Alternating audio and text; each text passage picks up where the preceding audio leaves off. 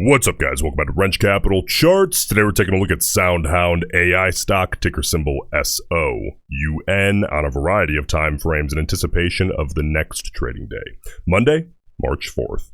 All right, guys, so of course we covered SoundHound earnings Thursday night. Let's take a look at the continuation that we got here on Friday as we head in to Monday's trading day and kind of get ready, taking a look at all the bias that we can pull out of the market from Friday, any levels to watch.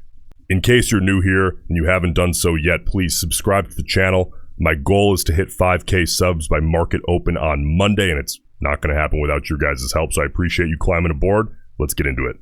So SoundHound stock here, I guess you would say today, changed since the previous close, closed down $1.38 a share, 18.67% to the downside. But one thing I would like to point out to you guys, if you take a look here, where the stock closed after hours on a Thursday night, okay, versus where it closed regular trading hours, and I guess is currently in after hours as of the time of this recording, on a Friday here.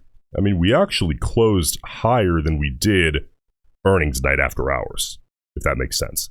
So I thought that was really interesting because, of course, with the bigger downside move off of earnings, of course, we're down 18.67% today, right? I'm not, of course, denying that, but I just think it's interesting that we didn't really get downside continuation. We actually ended slightly higher, about 20 cents higher, compared to the close of the previous days after hours. So I thought that was worth pointing out. We did get a push into the morning from kind of like late pre-market through the morning. And then right before kind of 11 a.m. Eastern time, my chart is of course on Central, then we got a fade and consolidation into the close. But let's take a look here at and do our daily volume profile ritual, which we're always going to do here on the 5-minute chart. I think that's the most contextual time frame to do that on. What we're looking for, of course, is big moves in stock price that correlate with big changes in volume. So for example, what I would be looking here on this chart is we saw kind of equal parts upside and downside, and I think a big oversight, it's not really a mistake, it's more just like an oversight that a lot of traders make, is they might look at that and just say, okay, it's just a net neutral. Once it's all said and done, it's a net neutral. In terms of stock price, of course, it's a net neutral. But the way those moves happened can be extraordinarily different. If you saw 3 times the volume on the back end of that move compared to the front side of that move, well, that tells a really different story. That tells us a story like, hey, a huge sample size of the market agreed that the stock belonged lower when it was just getting pushed up on 1/3 of the volume. That would be a case where, especially since this is happening later in the morning where you would normally expect lower volume, that would be a case where bears would have won that upside test of like 680 a share. However, if we look at the volume, it's actually not the case. The volume was very contextual compared to what you would typically expect. We got kind of, if you average this out, you get kind of a normal fade into the end of the day, and there was really no sustained volume in either of these moves that is out of context for that time of day. That leads me to believe that, hey, there's a huge sample size that agreed with this over that. So I thought that was really interesting to share. Now let's take a look at levels to watch, self-fulfilling prophecy, psychological areas that I'm watching come Monday's trading day. Starting with, of course, the 30-minute chart with the most popular, right? The most heavily watched, has the most eyeballs, indicators that we could possibly utilize. The 200-period moving average and the 50-period moving average. The gray line is the 200 and the white line is the 50. Now we discussed a lot on Thursday night how you see that these two are coming together and forming an even tighter and tighter channel. That continued today, and we find ourselves right in the middle of that channel here on the 30-minute. So listen, this 30-minute becomes really simple come Monday. If I'm bullish, any downside test of the 200 period, I want to see as high of a volume bounce away as possible, understanding that would be a give up, a break of $6 a share, but we'll get to that.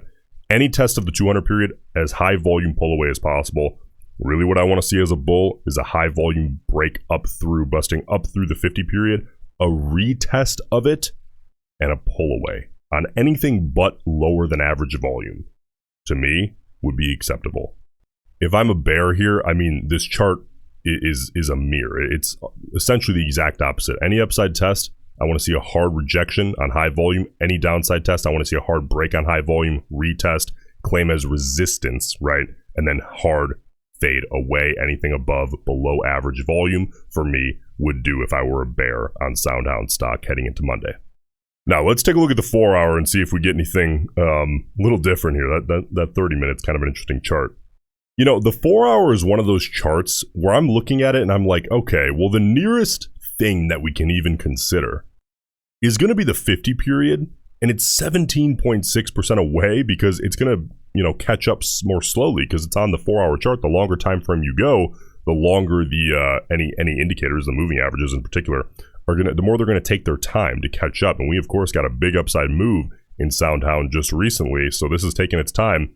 It's getting above 5, which I like to see because 5 is a huge psychological level, of course. And I'm pretty sure we touched on that on a Thursday night, right? Because, you know, it's good to have additional strength added to what is obviously psychological levels. But the truth is, it's 17.5% to the downside bulls. I mean, ideally, you don't want to see a retest of that. That would probably be busting up your reward to risk ratio on the trade.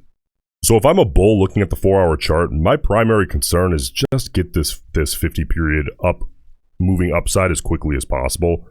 5.25, 5.50, getting that thing up towards $6 a share as fast as we can. And if I'm bearish looking at this chart, ideally I'd want this thing to flatten out and keep that gap wide, and this thing getting below 5, you know, even better. But it would take a pretty aggressive downside move out of the stock to make that happen. Flattening out right around 5, if I'm bearish, would be ideal to keep that gap as big as possible to open up a downside move back toward 5.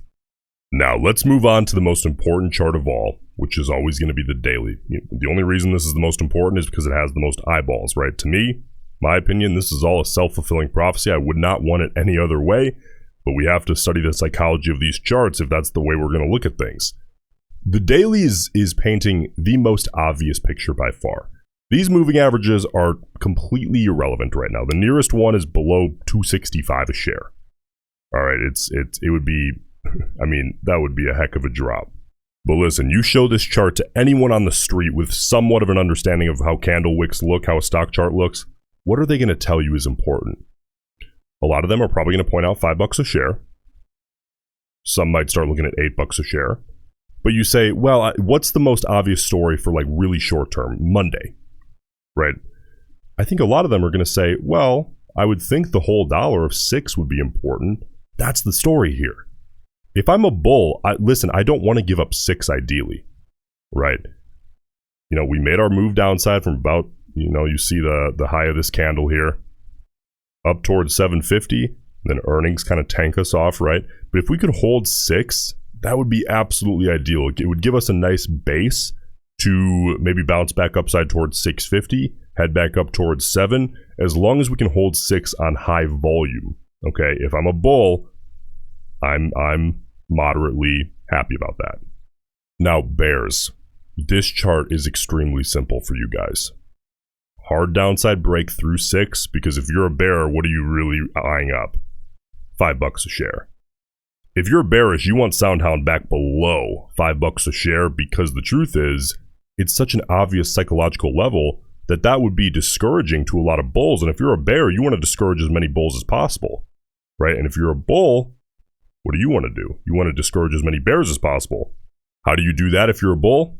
Well, you don't give up 6, right? Because the bears, they need 6 to break to get back down to 5, right?